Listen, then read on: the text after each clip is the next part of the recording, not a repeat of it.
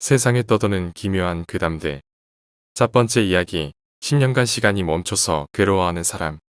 누구든지 이 글을 발견한 누군가에게 난 이 지옥 같은 섬에서 10년이 넘도록 갇혀 있었어. 어떻게 이렇게 오랫동안 버틸 수 있었는지 모르겠네.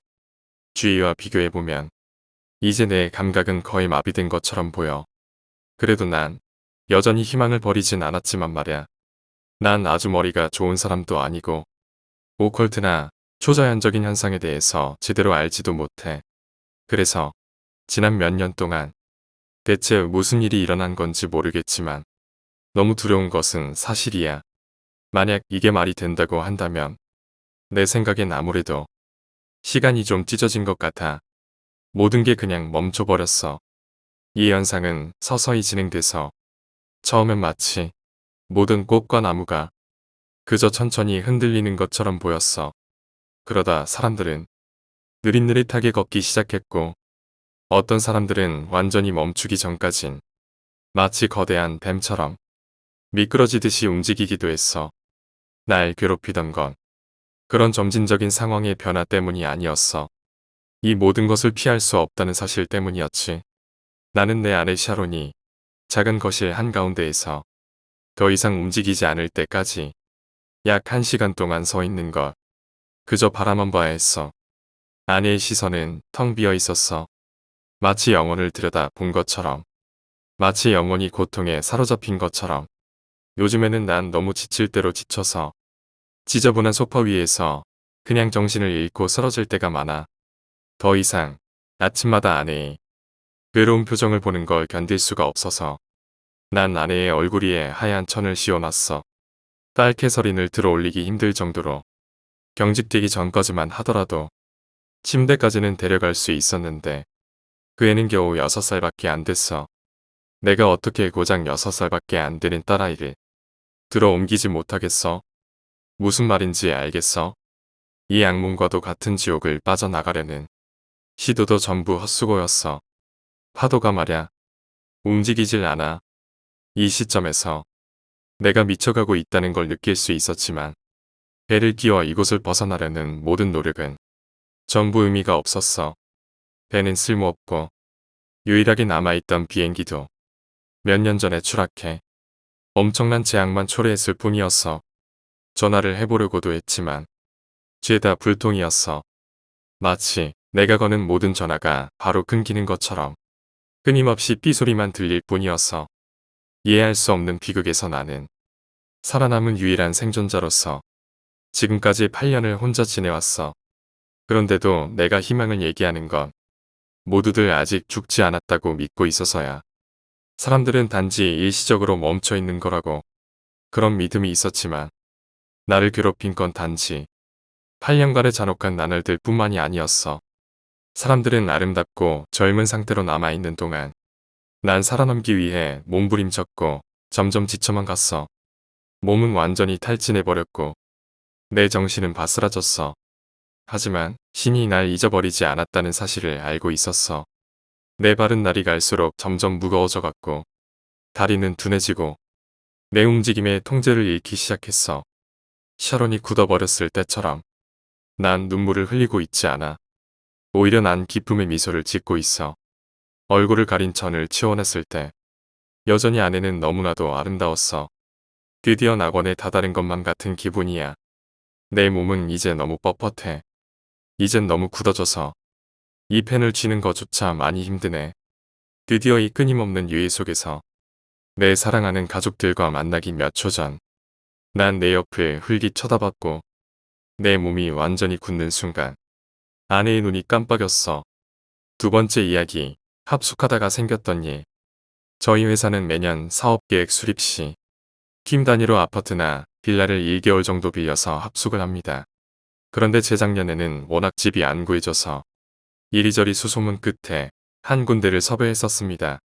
그 건물은 2층은 산부인과이고 3층은 원래 산후조리원이었던 곳인데 산후조리원은 영업을 그만두고 고시원으로 변경하려던 중이었습니다.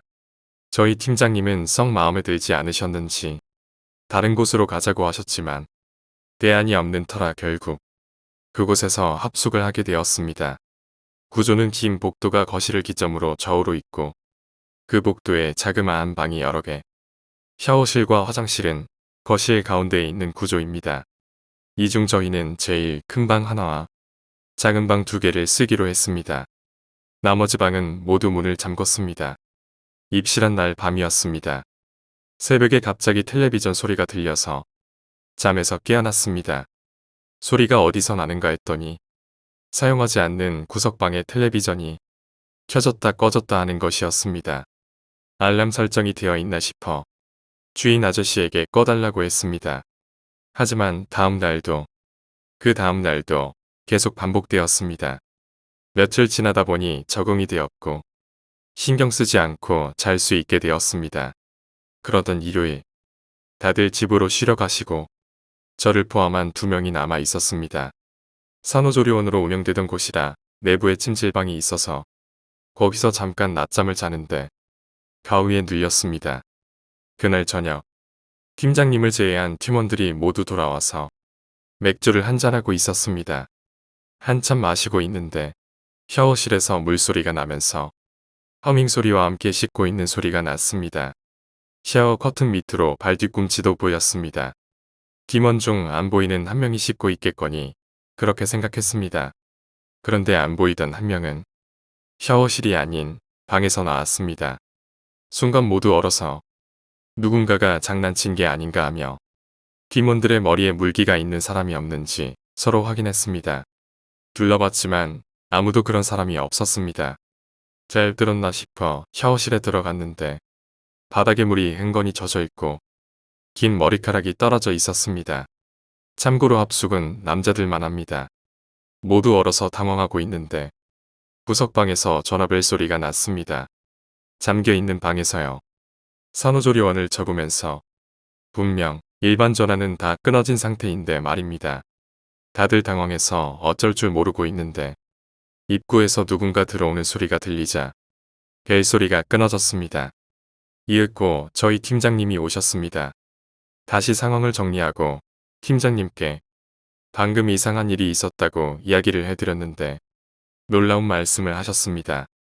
사실 팀장님이 이곳에서 합숙을 하기 싫은 이유가 있으셨답니다. 팀장님 댁에는 아이가 2명인데 터울이 좀 있습니다. 그 이유가 예전에 둘째를 가지셨는데 몸이 안 좋아서 유산을 하셨다고 합니다. 그 병원이 아래층에 있는 산부인과였고 유산 후 이곳 산후조리원에서 며칠 계셨다고 합니다. 그렇게 오싹한 밤을 보내고 났던 이후에는 아무런 일도 다시는 일어나지 않았습니다. 혹시 그날 밤 있었던 일은 10수년 만에 이곳에 온 아빠에게 자신의 존재를 잊지 말라고 부탁하는 작은 몸짓이 아니었나 생각해 봅니다. 세 번째 이야기, 바다표범 괴담. 모든 것. 춥고 바람이 거세게 불던 날부터였습니다. 덩컨 캠벨의 배 위엔 벌거벗은 여자아이가 묶인 채 그의 발치에서 벌벌 떨며 바다에서 들어오고 있었습니다. 바다표범 아내를 잡아왔어. 그가 했던 말입니다. 우리 모두는 그의 어깨 위에 걸쳐있는 바다표범 가죽과 함께 소녀의 새하얀 얼굴 위 동그랗고 새까만 눈에서 진실을 알 수 있었습니다. 더럽게 미끄러웠지만 인연을 잡았다고.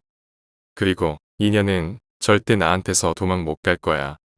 그러고는 그는 그저 오두막집으로 성큼성큼 걸어가 타오르는 모닥불 위로 가죽을 던져 넣었습니다. 그걸로 끝이었습니다. 우리 중 그 누구도 셀기를 못 봤었지만 우리 모두 예로부터 전해져 오던 이야기를 알고 있었습니다. 셀키가 인간의 형태를 하고 있을 때 가죽을 훔치면 그녀는 아내로서 묶여 있어야 한다는 것. 그리고 도망칠 수 있는 유일한 방법은 다시 그 가죽을 훔쳐오는 것이라는 것을 말입니다. 하지만 가죽은 사라져버렸습니다. 바다로 돌아갈 수 있다는 희망과 함께 말이죠. 우리 모두의 그 늑다리 캠벨이 그 여자아이를 데려갔는지도 알고 있었습니다. 15살에서 16살 사이에 혼인을 하지 않은 여자아이들은 그 누구도 그와 결혼하고 싶지 않았습니다. 그의 폭력적인 성향과 술에 대한 강한 집착을 두려워했기 때문입니다. 하지만 가죽이 없는 셀키는 저항할 수 없었고 캠벨도 이 사실을 아주 잘 알고 있었습니다.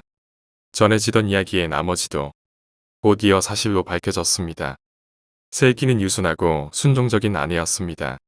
그녀는 충실하게 요리와 청소를 했고 캠벨이 소리를 질러대며 시키는 모든 일들을 해냈습니다. 모든 셀키들이 그러한지 아니면 다른 사람을 쳐다만 봐도 격분하는 남편 때문인지는 그 누구도 알 수 없었지만 그녀는 아주 조용했습니다. 하지만 우리 모두 그녀의 피부 위로 피어나는 멍자국을 보았습니다. 1년이 채 안 되어 그녀는 사내 아이를 낳았습니다. 어머니의 흑발과 특유의 눈을 가지고서 말이죠. 셀키의 노래를 듣게 된 건 그때였습니다.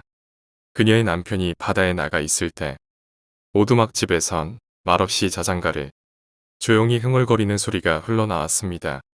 그 자장가는 등골을 오싹하게 하면서도 달래는 듯이 들리기도 하였습니다. 어느 싸늘한 봄날 밤, 그 어느 날보다도 큰 고함과 황하는 소리가 캠벨의 오두막집에서 들려왔습니다. 그리고 이번에는 고통에 찬 아이의 가늘고 날카로운 비명도 들을 수 있었습니다. 갑작스럽게 소리는 멈췄습니다. 캠벨의 비명을 끝으로 정적이 찾아왔습니다. 캠벨이 오두막집을 떠나는 걸 바라보면서 전 비록 사적인 문제일지라도 아이를 위해서 내가 할 수 있는 일이 뭐가 있을까 하고 되물었습니다. 그는 피범벅이은 채 아이를 들고 급한 듯이 배 쪽으로 향했습니다. 난 그가 완전히 사라지는 걸 확인한 뒤 오두막집으로 달려가 겁에 질린 채 천천히 문을 열었습니다. 그곳은 셀키의 흔적은 남아있지 않았습니다. 하지만 바닥엔 새빨갛게 피로 뒤덮인 날 것 그대로인 한 남자의 시신만이 남아있었습니다. 점점 몰려오는 공포와 함께 전 그 시체의 피부가 벗겨졌다는 걸 알 수 있었습니다. 전 해안으로 달려가 봤지만 캠벨과 그의 아이의 모습은 이미 사라지고 없었습니다. 하지만 그의 배는 텅 빈 채 그저 묶여있을 뿐이었습니다. 고개를 들어 바다를 보자 두 마리의 바다표범이 수평선을 향하여 헤엄치는 것이 보였습니다. 작고 새까만 새끼 바다표범과 아주 창백한 어미 바다표범을 말이죠. 바람을 타고 셀키의 섬뜩한 노래에 흔적을 찾아낼 수 있었습니다.